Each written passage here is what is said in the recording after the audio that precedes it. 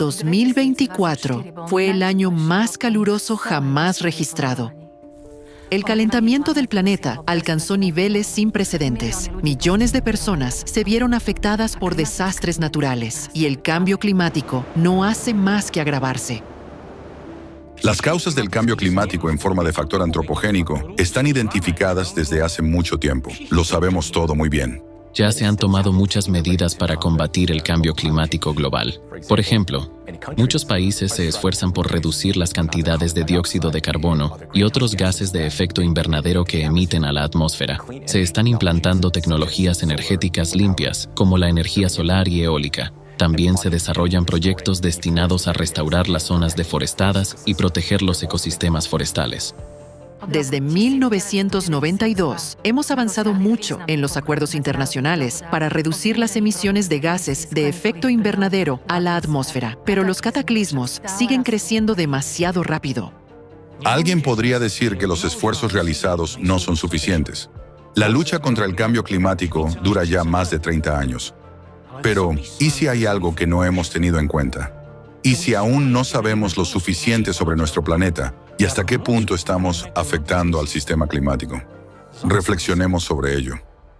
El climatólogo jefe de la NASA, Gavin Schmidt, expresó su preocupación por las altas temperaturas récord en 2023. Dijo que las temperaturas no solo batieron los récords anteriores, sino que también mostraron que hay algunos factores desconocidos que causan un calentamiento que supera las tendencias habituales a largo plazo de los modelos anteriores. En otras palabras, hay otros factores del calentamiento del planeta que aún no hemos tenido en cuenta.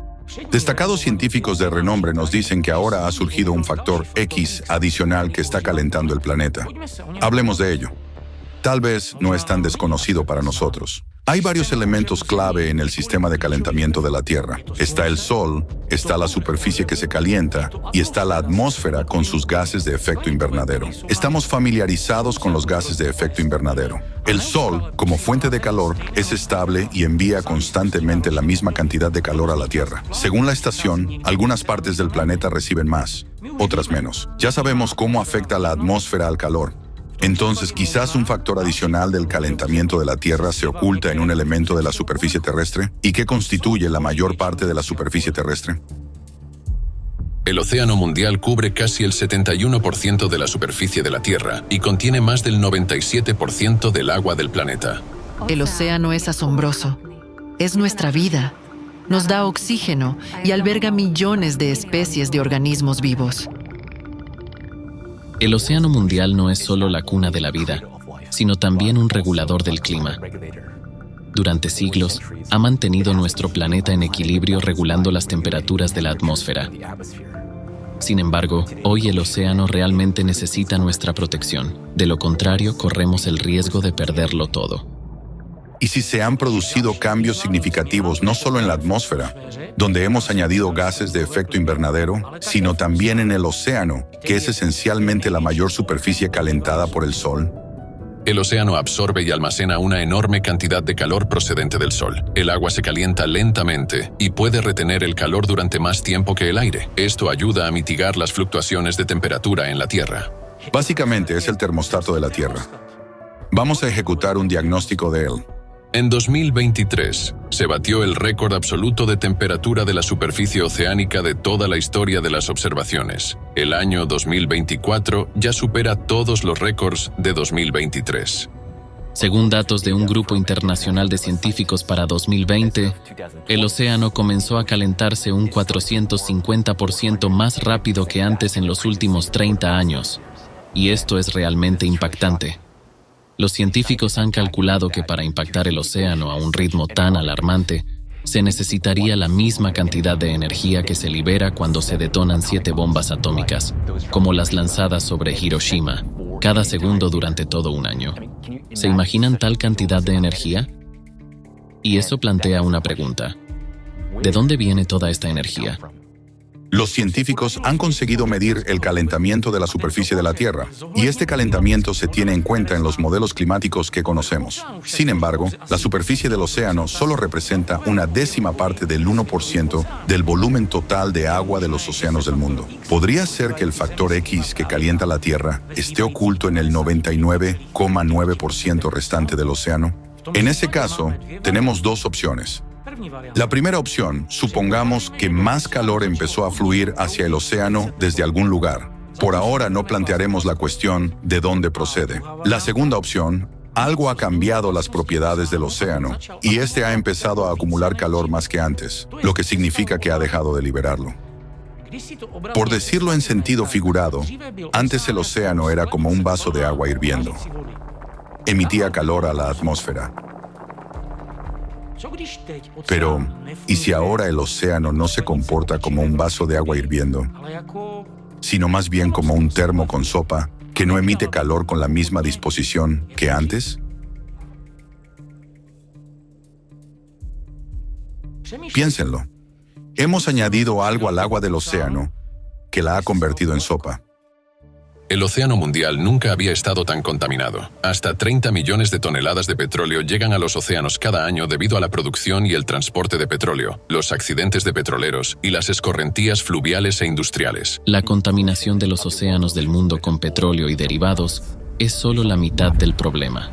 Una amenaza aún mayor proviene de lo que hemos aprendido a fabricar a partir del petróleo. Estamos hablando de esos mismos plásticos. En la actualidad, la superficie total de islas de plástico de basura solo en la superficie del océano es casi del tamaño de Estados Unidos y Australia juntos. Déjenme repetirlo. La superficie de Estados Unidos y Australia juntos. Así de contaminados están los océanos. Los investigadores estiman que actualmente hay entre 75 y 199 millones de toneladas de residuos plásticos en los océanos y que 15 millones de toneladas de plásticos llegan al medio marino cada año. Esto es comparable a 6.700 piscinas olímpicas llenas de plásticos que entran en el océano cada año. ¿Saben lo que le ocurre realmente al plástico cuando acaba en el océano?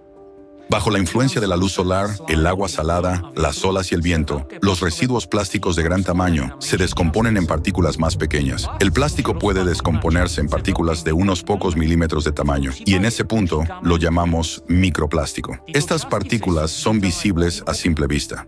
Pero sigamos exponiendo el plástico a la descomposición. ¿Qué ocurre a continuación? Cuando las partículas de plástico tienen un tamaño inferior a un micrómetro, se convierten en nanoplásticos. Estas partículas solo pueden verse al microscopio. La clave aquí es que el plástico nunca se descompone del todo.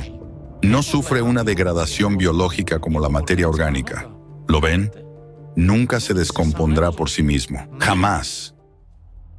Los nanoplásticos representan la etapa final de la destrucción de los residuos plásticos en el océano. Estas diminutas partículas conservan la estructura polimérica del plástico original, pero debido a su pequeño tamaño tienen nuevas propiedades.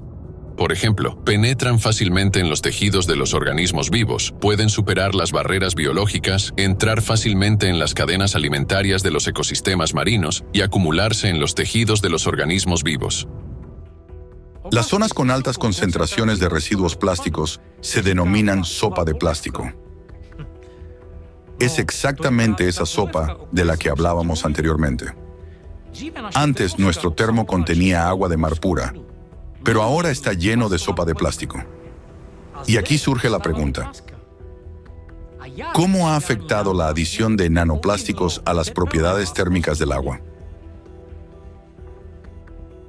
Veamos los gráficos que muestran la cantidad de plástico producida desde 1950 por diferentes tipos, la cantidad total de macroplásticos en el océano y los cambios en la temperatura de los océanos del mundo.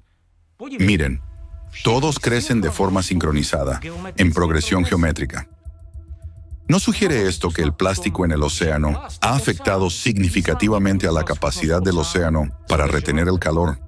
Debido a su composición específica, los microplásticos tienen una propiedad única: perturban la conductividad térmica del océano. Así que la causa de la alteración de la función del océano es el factor antropogénico, y más concretamente es el plástico que hemos creado y que ahora está por todas partes en el océano. Y en lugar de eliminar el calor, el océano se ha convertido en una manta gruesa para nuestro planeta, y el planeta es exactamente lo que necesita ser enfriado.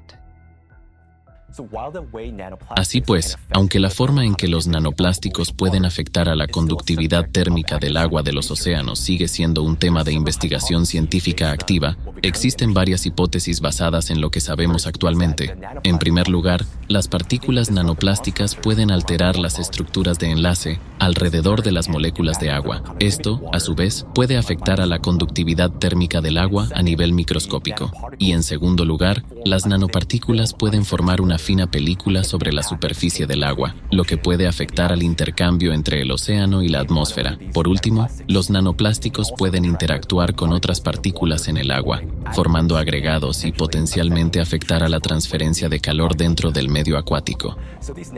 Así pues, estos nanoplásticos afectan sin duda a la conductividad térmica del océano, y nosotros, como humanidad, aún no nos hemos dado cuenta de lo profundo que puede ser ese impacto. Y toda esta contaminación por petróleo, microplásticos y otros productos químicos provoca aún más la acidificación del agua de los océanos. ¿Saben? La acidificación del océano no es solo un problema, también es la razón por la que los microplásticos se degradan en nanoplásticos mucho más rápido. Y eso solo empeora la acumulación de calor en el océano. Además, el uso de hidrocarburos, como el metano y el petróleo, para quemar combustibles y producir plástico, ha degradado gravemente la situación medioambiental de nuestro planeta. Los gases de efecto invernadero calientan la atmósfera, y esta en consecuencia calienta la superficie del océano. Esto conduce a la acumulación de un exceso de calor tanto en la atmósfera como en el océano, y como consecuencia, aumenta la evaporación y la humedad en la atmósfera. Así que nos encontramos en un círculo vicioso. El empeoramiento del estado de los océanos impacta en la atmósfera y viceversa, mientras que los desastres climáticos siguen intensificándose. Así que debemos hacer algo al respecto. Al responder a la pregunta, ¿qué es lo que está calentando el océano? Solo hemos considerado una opción: cambios en las propiedades del propio océano. Nos queda una opción más. ¿Y si empezara a entrar más calor en el océano desde otro lugar? El calor procedente del Sol no ha aumentado, y ya hemos tenido en cuenta en nuestros modelos el calor procedente del calentamiento antropogénico de la atmósfera. Pero, ¿es capaz el nanoplástico de aumentar el calentamiento de los océanos a un ritmo igual al de la energía generada por 7 bombas atómicas, como las lanzadas sobre Hiroshima, explotando cada segundo durante un año? No utilizamos tanta energía para producir todo ese plástico. Así que, ¿cómo podría ser la única causa del calentamiento? Yo desde luego no lo creo. Después de todo, cuando añades fideos a la sopa, esta no se calienta por sí sola. Veamos nuestro termo con sopa desde una perspectiva completamente distinta. ¿Y si no es solo un termo, sino una olla que está puesta sobre una estufa caliente? Un equipo de investigadores estadounidenses ha descubierto que las profundidades oceánicas se han calentado 15 veces más rápido en los últimos 60 años que en los 10.000 años anteriores. Además, el ritmo de calentamiento de los océanos se acelera cada año. Aumentar la temperatura a tales profundidades, donde la luz solar no penetra, requiere una inmensa cantidad de energía. Uno de los factores adicionales que contribuyen al calentamiento de la atmósfera y en consecuencia de los océanos del mundo es la liberación de metano. En los fondos marinos de los mares septentrionales se encuentran grandes reservas de metano en forma de hidratos de gas, clatratos. Al exponerse al calor geotérmico, esas estructuras comienzan a fundirse, liberando metano en su forma gaseosa. Estas emisiones de metano se producen periódicamente y se denominan penachos de metano o megallamaradas. Esto es especialmente peligroso, ya que el metano tiene un efecto invernadero 25 veces mayor que el del dióxido de carbono. Una tonelada de metano provoca el mismo efecto de calentamiento que 25 toneladas de dióxido de carbono. En abril de 2014, los satélites de la NOAA detectaron un estallido anormal de metano en la atmósfera sobre la región ártica. Según datos geológicos, las zonas con concentraciones elevadas de metano coinciden con las líneas de fallas del Ártico Medio. Los terremotos observados a lo largo de estas fallas indican el movimiento del magma y la liberación del flujo de calor. Las emisiones de metano son como burbujas de gas en el fondo de una olla de sopa. Suben porque el fondo de la olla se calienta desde abajo. Pero ¿qué ocurre con el agua del fondo de la olla? Si el calentamiento procede de abajo, el agua del fondo también debería calentarse, ¿no? Eso es exactamente lo que ocurre. Y ya hay bastantes estudios que lo indican. Dos zonas profundas de la cuenca argentina, a profundidades superiores a los 4.500 metros, muestran tendencias significativas de calentamiento de 0,02 grados Celsius por década durante el periodo de 2009 a 2019. Este cambio de temperatura requiere una inmensa cantidad de energía para calentar un volumen tan grande de agua fría en el fondo del océano. Los científicos observan un extraño calentamiento de las aguas profundas del mar de Weddell frente a las costas de la Antártida Occidental. Mientras que los 700 metros superiores de agua apenas se están calentando, las temperaturas aumentan constantemente en las capas más profundas. Hay varias explicaciones para esta anomalía, pero ninguna de las causas se ha establecido aún al 100%. Miren, nuestra olla de sopa se está calentando en toda su altura, incluido el fondo. La sopa de plástico está distribuida de forma desigual por toda la columna de agua, pero no aporta calor adicional por sí misma. Entonces, ¿cómo llegó el calor adicional al fondo? Es una pregunta interesante, ¿verdad? Ahora mismo, se supone que el calor de las profundidades oceánicas es insignificante, tan pequeño que puede ignorarse. Pero, ¿y si nos equivocamos? Al fin y al cabo, sabemos muy poco de las profundidades oceánicas. Los batiscafos y los sensores rara vez se sumergen tanto.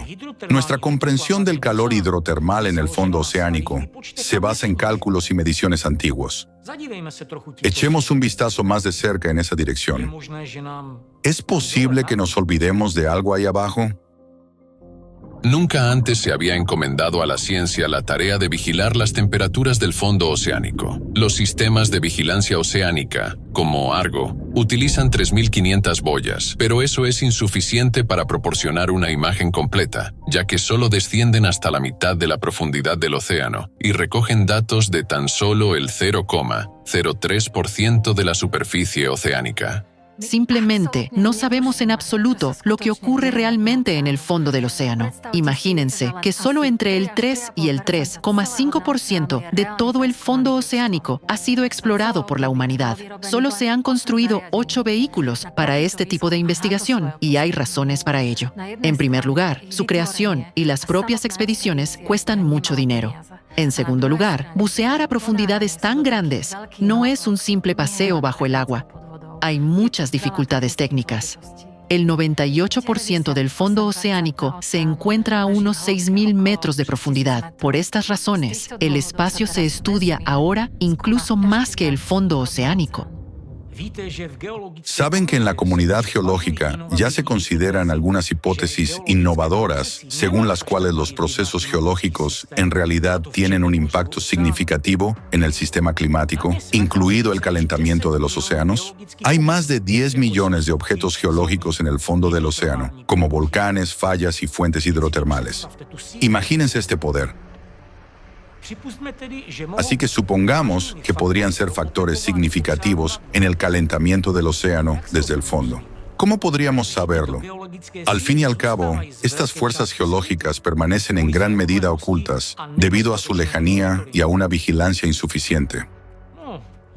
Sin embargo, una pregunta mucho más importante es, ¿por qué estas fuentes empezarían ahora a generar muchas veces más calor que antes? ¿Podría empezar a subir mucho más calor del interior? ¿Y qué hechos podrían apuntar a ello? Supongamos que, por alguna razón, ha aparecido una enorme cantidad de calor adicional en el manto terrestre. ¿Qué hará este calor? Naturalmente, fundirá el manto. Se convertirá en algo parecido a un queso fundido. Pensemos en lo que podría seguir. El magma fundido, más caliente, empezará a moverse hacia la superficie porque se vuelve menos denso, ¿verdad? ¿Cuáles serían las primeras zonas en las que observaríamos un calentamiento adicional por el ascenso de este magma caliente? Las zonas con regiones volcánicas y un fuerte contraste de temperatura. ¿Conocen un lugar así? Yo sí. Por ejemplo, la Antártida. ¿Les sorprende? La Antártida Occidental no es solo un desierto helado. Es una de las mayores regiones volcánicas del planeta. Bajo su capa de hielo se esconden más de 140 volcanes, lo que hace de esta región un lugar único y misterioso. Recientes estudios aeromagnéticos realizados por científicos de Alemania y el British Antarctic Survey han elaborado un mapa del flujo de calor geotérmico en esta región. Han descubierto una zona bajo el glaciar Thwaites en la que una cantidad significativa de calor geotérmico asciende desde el interior de la Tierra. Este flujo de calor está estrechamente vinculado a las zonas donde los glaciares se derriten más rápidamente, lo que pone de relieve las complejas interacciones entre la actividad volcánica y el cambio climático en la Antártida. Bajo la superficie helada de la Antártida Occidental se encuentra la gigantesca pluma del manto Marie Byrd, que abarca casi 1 millón de kilómetros cuadrados. La actividad volcánica en esta región está impulsada por un punto caliente, una zona en la que la pluma del manto, una corriente de magma fundido, asciende desde las profundidades del manto y alcanza la corteza terrestre. Las investigaciones de la NASA indican que el calor de esta pluma del manto calienta la roca y las capas de hielo situadas sobre ella con una intensidad comparable al calentamiento del suelo por el supervolcán de Yellowstone. En las zonas cercanas a las fallas, el flujo de calor alcanza los 180 milivatios por metro cuadrado, lo que supera 3 veces la actividad térmica de las formaciones rocosas vecinas. Estos hallazgos ponen de relieve el importante impacto del volcanismo subterráneo sobre la capa de hielo de la Antártida. Según estudios independientes realizados por investigadores japoneses, rusos y alemanes, debajo de la parte central de Groenlandia, al igual que en la Antártida, hay una pluma de magma que puede ser responsable del deshielo acelerado de los glaciares en las últimas décadas. Y es realmente sorprendente que los ríos y lagos existan no solo en la superficie de la capa de hielo de Groenlandia, sino también bajo el glaciar, de 1,5 kilómetros de espesor. Hasta la fecha, se han identificado unos 60 lagos subglaciales que se formaron principalmente por el calor geotérmico y el agua de deshielo que fluye por las grietas. Los científicos han llegado a la conclusión de que los glaciares de Groenlandia se están derritiendo tanto desde arriba como desde abajo. Y el hecho de que se estén derritiendo por el calor de abajo cambia por completo nuestra comprensión del impacto del calor geotérmico.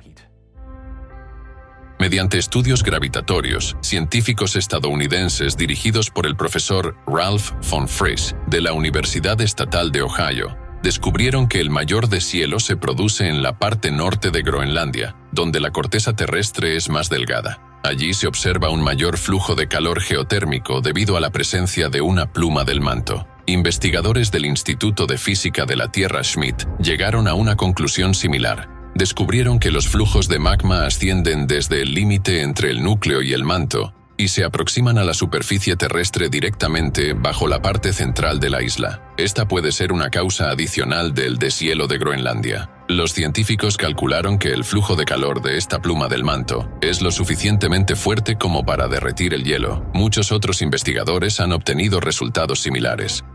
Ven, en los últimos 30 años, los glaciares de la Antártida y Groenlandia han empezado a derretirse a un ritmo extraordinario. Los científicos ya han calculado que el hielo de Groenlandia se está derritiendo más rápido que en cualquier otro momento de los últimos 12.000 años. ¿No es extraño?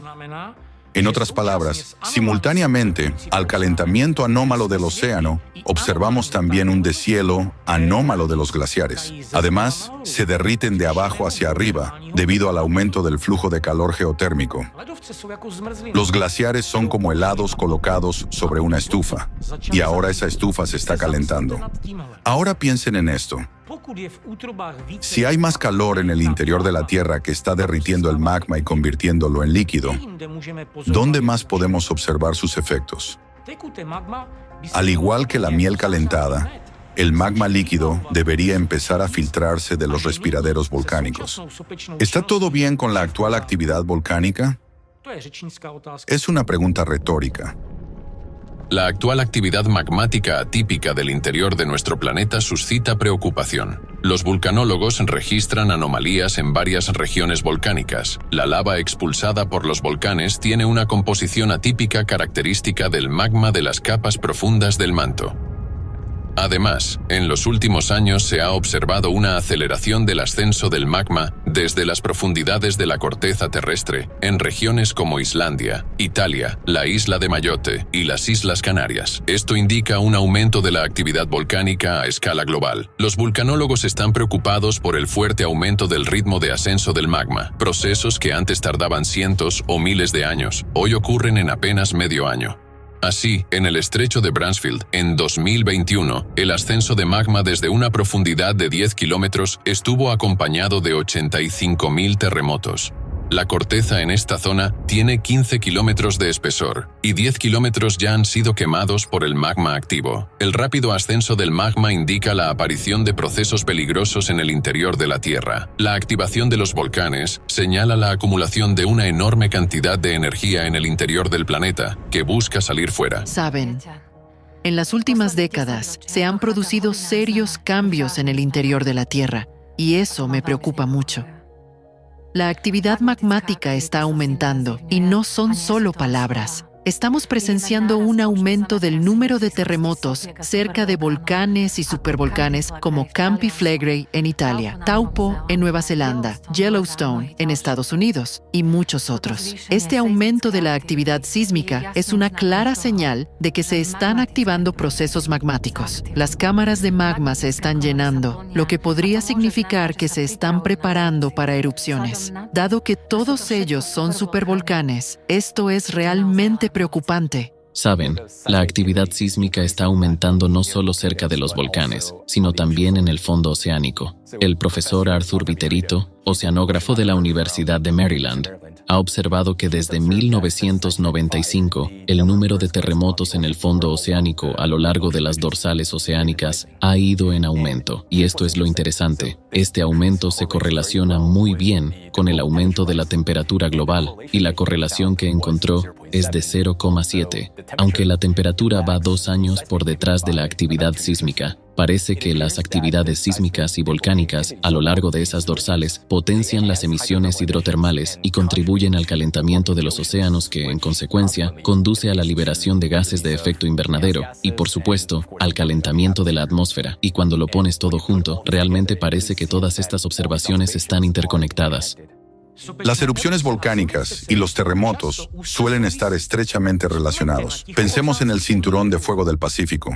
No solo es una zona con actividad volcánica activa, sino también la zona con mayor actividad sísmica. Si hay un número creciente de terremotos a lo largo de los límites de las placas litosféricas en el fondo del océano, es lógico que también crezca en los lados opuestos de las placas litosféricas, ¿no?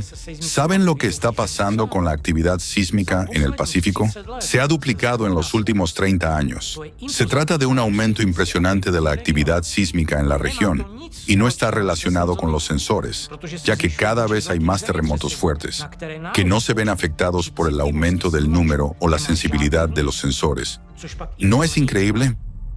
En la era moderna, estamos presenciando un aumento exponencial sin precedentes de la frecuencia de terremotos importantes en comparación con los datos históricos. El análisis de los datos del USGS muestra que, antes de la década del 2000, solo se producían 1 o 2 terremotos importantes de magnitud 6,0 o superior al año. En la actualidad, su número se ha multiplicado por 8. Además, ahora se producen terremotos en regiones en las que antes no se registraba actividad sísmica. Los mapas sísmicos de las últimas décadas muestran claramente la expansión geográfica de los eventos sísmicos, que ahora se extienden más allá de los límites de las placas tectónicas y se producen dentro de plataformas estables. Algunos argumentan que el aumento del número de terremotos se debe a la expansión de las redes de sensores sísmicos y no a un aumento del número de eventos en sí. Es cierto que con el tiempo, el número y la sensibilidad de los sensores sísmicos han mejorado, lo que ha permitido detectar terremotos de menor magnitud con mayor detalle. Sin embargo, en la década de 1970, ya se habían instalado suficientes sensores sísmicos para registrar todos los terremotos de magnitud 4,0 o superior. Por lo tanto, el aumento observado de los terremotos desde 1995 no se debe a los avances tecnológicos, sino que refleja cambios reales. En los últimos 25 años, la actividad sísmica ha aumentado considerablemente y sigue aumentando. El aumento del número de terremotos de magnitud igual o superior a 5,0 también se ve confirmado por los datos del Centro Internacional de Sismología. Así que vemos un conjunto de factores que indican que algo está ocurriendo en el interior del planeta. Algo alarmante, que ahora hemos correlacionado con un aumento del calor en el interior. La corteza terrestre reacciona a este aumento de calor de diferentes maneras. Al parecer se calienta más de lo habitual, los volcanes arrojan lava atípica de composición líquida y profunda, el número y la fuerza de los terremotos aumentan. En pocas palabras, la corteza terrestre se está resquebrajando bajo la presión del interior, probablemente a causa del magma fundido. ¿Podemos saber qué está ocurriendo ahora en el manto? ¿Si se están produciendo cambios? Resulta que sí. Y los terremotos de foco profundo nos están ayudando en ello. Los terremotos de foco profundo son fenómenos sísmicos únicos que se producen a profundidades superiores a 300 kilómetros y que a veces alcanzan hasta 750 kilómetros bajo la superficie de la Tierra. Estos fenómenos se producen bajo presiones y temperaturas extremas, cuando, según las previsiones, se espera que el material del manto se deforme plásticamente en lugar de ser quebradizo, lo que hace que su ocurrencia sea desconcertante. Sin embargo, se registran con regularidad y siguen siendo objeto de una activa investigación científica. Desde 1995, la frecuencia de los terremotos de foco profundo ha aumentado bruscamente, coincidiendo con otras anomalías geodinámicas. El aumento de la frecuencia de este tipo de terremotos en las últimas décadas se asocia a una mayor actividad magmática en las profundidades del interior de la Tierra. Existe la hipótesis de que los terremotos de foco profundo representan potentes explosiones subterráneas comparables a la detonación de muchas bombas atómicas en el manto terrestre.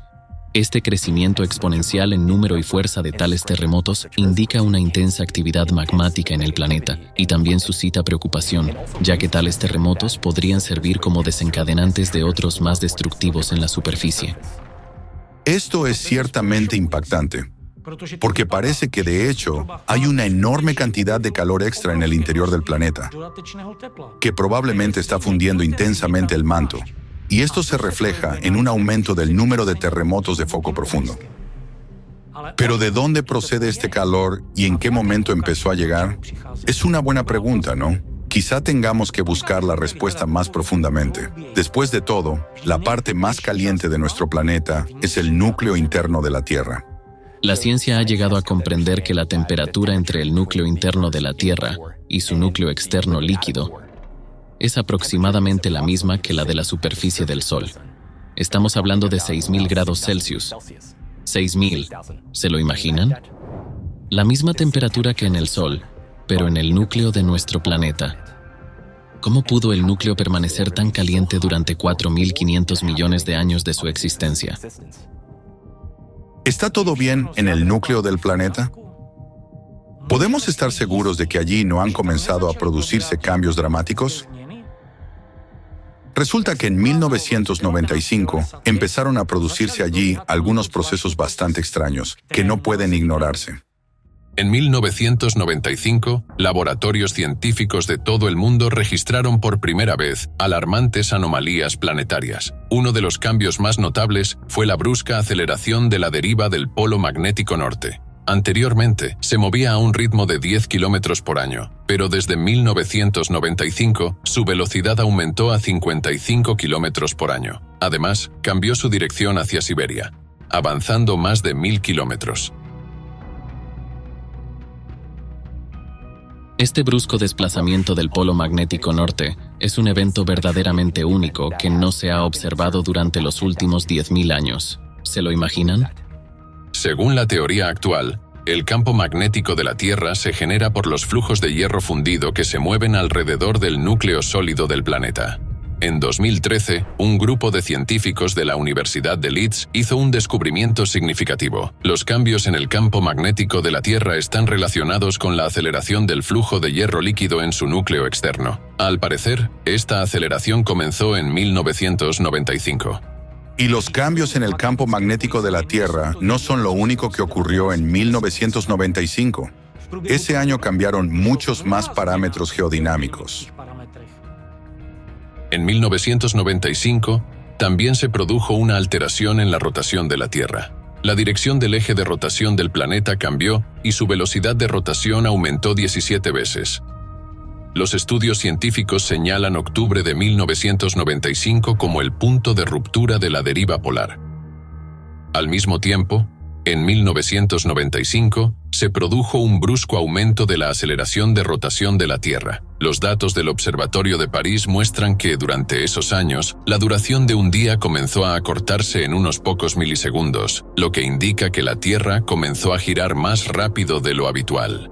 Así, en 1995, se produjeron a la vez 3 graves cambios en la geofísica de la Tierra. En primer lugar, la deriva del polo norte magnético se aceleró drásticamente. En segundo lugar, cambió la dirección del eje de rotación de la Tierra. Y por último, el planeta empezó a girar más deprisa. Todos estos procesos están directamente relacionados con el núcleo de la Tierra.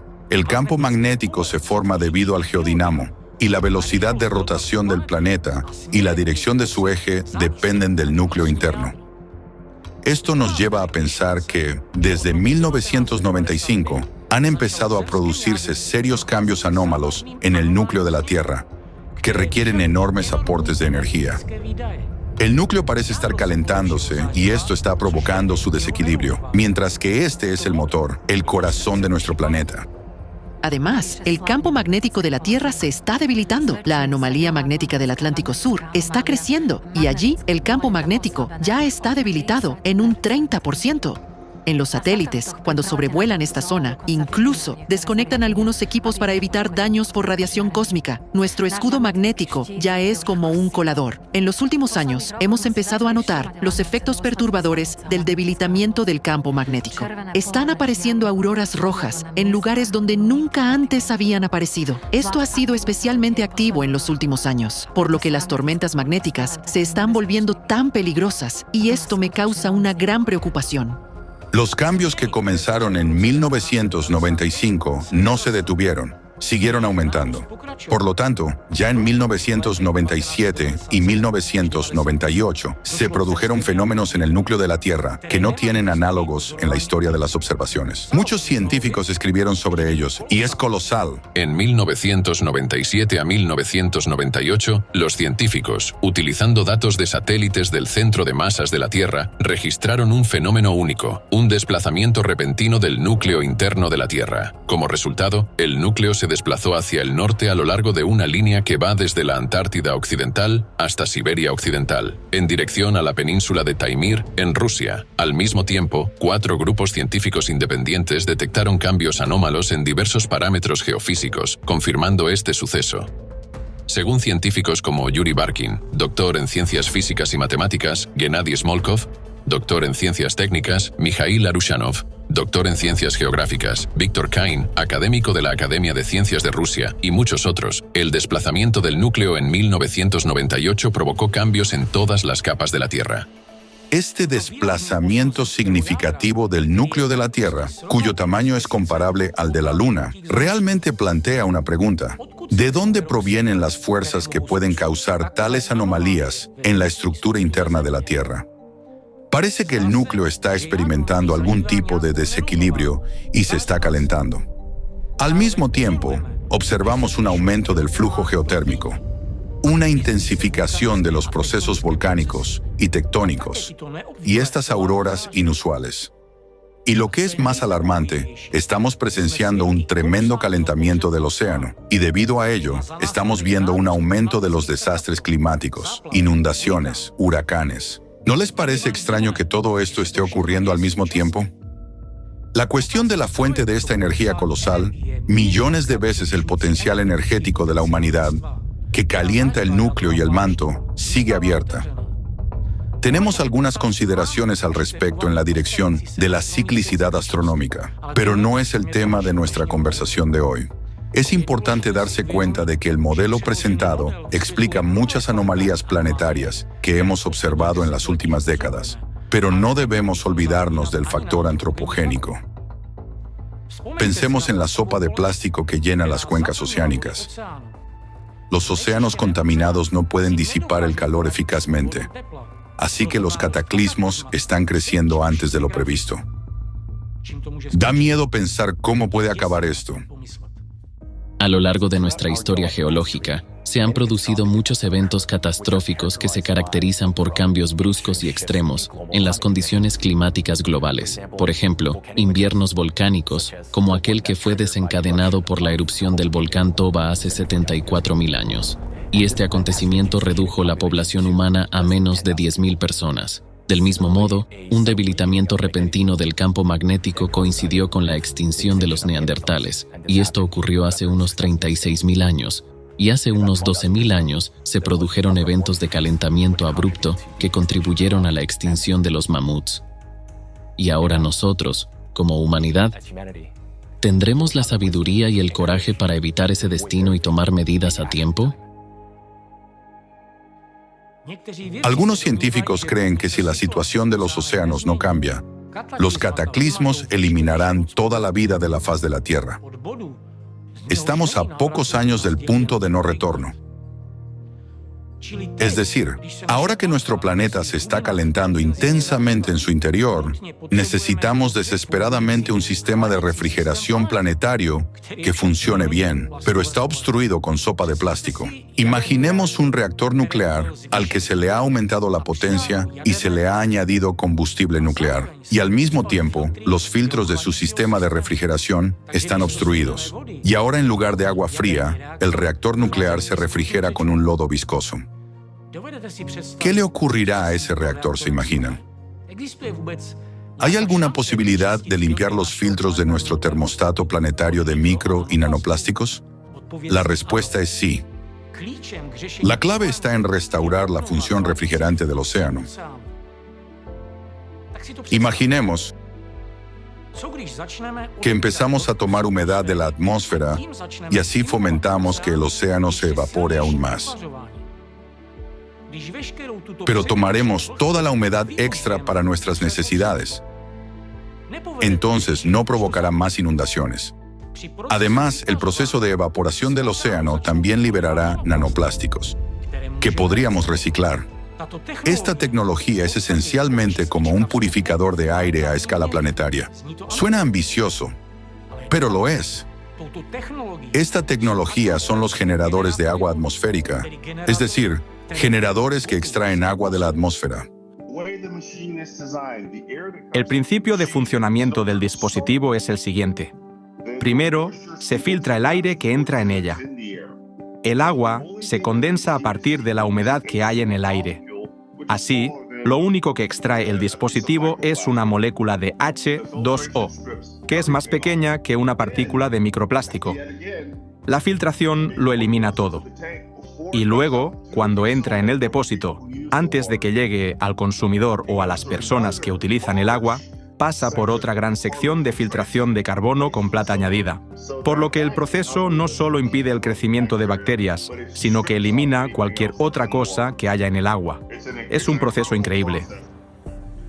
Los generadores atmosféricos filtran el agua y eliminan todas las impurezas. Si se utilizaran a gran escala, podrían actuar como una especie de filtro artificial en el ciclo del agua del planeta. Tras varios años de uso activo, el océano y la atmósfera se limpiarían considerablemente. El océano comenzaría a disipar el calor de vuelta a la atmósfera, desde donde escaparía al espacio. Esto ayudaría a mitigar las consecuencias destructivas de las catástrofes y a limpiar nuestro océano y nuestra atmósfera. Tendrá un cierto impacto medioambiental, un impacto positivo, porque cuando procesamos el aire atmosférico, también lo filtramos de los contaminantes, como el humo, los gases de escape, la arena y todo lo que vuela por el aire. Y eso es solo un ejemplo del impacto. Cuando se trata del contenido de agua en el aire ambiental o en la atmósfera, como he mencionado anteriormente, es absolutamente imposible alterar el equilibrio natural de la atmósfera, porque es demasiado grande y demasiado poderosa. Me gusta mucho esta tecnología. Es una solución ecológica a la escasez de agua potable. Puede utilizarse en casa, en grandes empresas, en la agricultura o en el campo.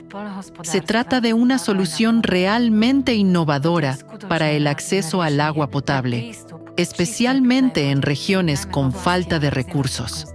Se trata de una tecnología que permite crear agua en cualquier lugar, porque el principio mismo de esta tecnología es que la calefacción y refrigeración crean condensación. Así que, ya sea en el Valle de la Muerte, en Nevada, o en el desierto del Sahara, podemos generar agua allí. Es decir, podemos generar agua en cualquier parte del planeta. Deben de estar de acuerdo. Es una gran ventaja que utilizando un generador de agua atmosférica en cada hogar, nunca más necesitarán utilizar botellas de plástico. Por lo tanto, al utilizar el generador de agua atmosférica, resolveremos el problema del agua. Reduciremos la huella que deja la producción de plástico, disminuiremos la huella de carbono del transporte y ayudaremos al medio ambiente a volver a su ciclo natural. Además, cuando se produce una evaporación intensa, el océano se enfría, de forma similar a como la evaporación del sudor en nuestra piel enfría a una persona en verano. Así que, del mismo modo, si los generadores atmosféricos se utilizan a gran escala, en todo el mundo, entonces la atmósfera se volverá menos húmeda y más fría. En consecuencia, los huracanes y las tormentas se debilitarán, y las frecuencias de precipitaciones extremas que estamos viendo hoy en día también disminuirán. Eso podría salvar millones de vidas y evitar pérdidas multimillonarias. Esto es exactamente lo que necesitamos ahora. He diseñado y desarrollado la tecnología para colocar en cualquier lugar un generador de agua atmosférica que puede producir más de 100.000 litros al día. 200.000 litros al día. Ya no es difícil, solo hay que pensarlo bien. Incluso si cada uno de los 8.000 millones de habitantes extrae 100 litros de agua de la atmósfera, esa cantidad se repondría totalmente por evaporación. Esto es algo por lo que deberíamos esforzarnos. Al fin y al cabo, esta agua es limpia y está disponible en todas partes y para todo el mundo. Y creo que nuestro mundo ha despertado por fin a esa fuente alternativa. Se trata de una tecnología extraordinaria, pero tiene sus limitaciones, en concreto, el consumo de energía que conlleva. En la actualidad, los fabricantes intentan averiguar cómo hacer que sus sistemas sean más eficientes y rentables. Instalan paneles solares, lo que funciona para pequeños generadores, pero a escala industrial, especialmente en el contexto del cambio climático global, eso no siempre es eficaz y puede ser vulnerable.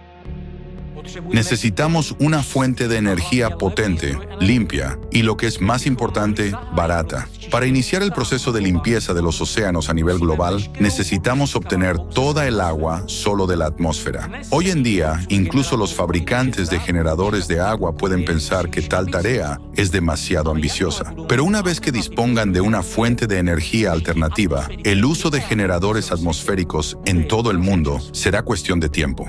No se trata de una panacea, pero sí de un paso importante en la dirección correcta. Solo así podremos ganar el tiempo que necesitamos para detener los cataclismos y salvar la Tierra para las generaciones venideras. Se trata realmente de un proyecto mundial, una de las piezas clave del rompecabezas para salvar nuestro planeta y a toda la humanidad. Los generadores de agua atmosférica son una tecnología verdaderamente prometedora, pero debe formar parte de un enfoque integral. El primer paso es pasar totalmente a los generadores de agua atmosférica y dejar de extraer agua de fuentes superficiales y subterráneas. Estos dispositivos pueden producir tanta agua como sea necesaria tanto para fines potables como industriales. El segundo paso consiste en reestructurar los actuales sistemas de alcantarillado. Por ejemplo, el agua no debería verterse en masas de agua abiertas, sino pasar por las capas del suelo y depurarse antes de entrar en cualquier masa de agua. Y el tercer paso es implementar los generadores de energía sin combustible. Son esenciales para proporcionar energía adecuada y accesible a los generadores de agua atmosférica, que consumen bastante energía. La humedad para los generadores de agua debe proceder de fuentes naturales, por lo que necesitamos eliminar los embalses abiertos. Introducir generadores de energía sin combustible nos ayudará a reducir nuestra dependencia de la energía hidroeléctrica y permitirá abrir las presas. Restaurar los ríos a sus cauces originales y devolverles su caudal natural ayudará a eliminar el agua estancada y los ecosistemas empezarán a volver a la vida. ¿Se lo imaginan? Según los cálculos, esta extracción de agua de la atmósfera resolverá el problema del deterioro del clima en el planeta en un 70% y el tratamiento de las aguas residuales en otro 30%. Este enfoque nos permitirá alcanzar varios objetivos, aprobados por la Asamblea General de la ONU en el ámbito del desarrollo sostenible. Podemos combatir simultáneamente el cambio climático, suministrar agua potable a los necesitados y restaurar los ecosistemas. Eso es increíble. Aunque la situación es grave, tenemos motivos para el optimismo. Con el enfoque adecuado y la cooperación internacional, podemos superar estos retos. Estos son pasos clave para la conservación del planeta. Si los ponemos en práctica, los resultados serán visibles en 2 o 3 años. Pero es importante darse cuenta de que el cambio climático sigue ganando impulso y no será posible detener este proceso de golpe. Por lo tanto, la situación puede fluctuar un poco el primer año, pero en unos 8 a 14 meses todo debería mejorar. Y ya dentro de 5 a 8 años, veremos cómo se limpiarán las aguas y el océano empezará a cumplir de nuevo su función de enfriar el planeta. Desaparecerán las inundaciones, las sequías, los vientos anormales y las fluctuaciones de temperatura. El clima será mucho más suave y previsible. Como resultado, gracias a la introducción de generadores de agua atmosférica, ganaremos el tiempo que ahora es tan necesario para eliminar las causas del calentamiento del planeta. Los enfoques científicos y prácticos propuestos podrían servir de base para una nueva revolución tecnológica. Su objetivo es garantizar un abastecimiento sostenible de agua y un uso equilibrado de los recursos hídricos. Y lo que es más importante, estas medidas tienen el potencial de reducir el impacto negativo sobre el sistema climático del planeta. Tienen un potencial significativo para mejorar seriamente la situación del medio ambiente, haciendo que la Tierra sea más resistente a los desafíos climáticos. La cooperación internacional será esencial. Hay que unir los esfuerzos de los científicos, los políticos, las empresas y el público para solucionar este problema global. Aunando esfuerzos y recursos, podremos desarrollar y aplicar medidas integrales. En lugar de trabajar por separado e intentar perjudicarnos unos a otros, tenemos que trabajar juntos porque se trata de un problema global. Uno de nuestros principales problemas hoy en día es que tendemos a actuar más por el beneficio que por el bien de la humanidad. Tenemos que hacer todo lo posible para cambiar este enfoque, por el bien de toda la humanidad. Si podemos establecer las condiciones para una colaboración científica abierta en todo el mundo, los científicos podrán basarse en los conocimientos y la comprensión actuales y mitigar el aumento de los desastres naturales. El futuro de nuestro planeta depende de las decisiones que tomemos hoy. Debemos actuar juntos para limpiar los océanos de micro y nanoplásticos y mitigar los efectos del cambio climático. Podemos marcar la diferencia. Ya tenemos la tecnología.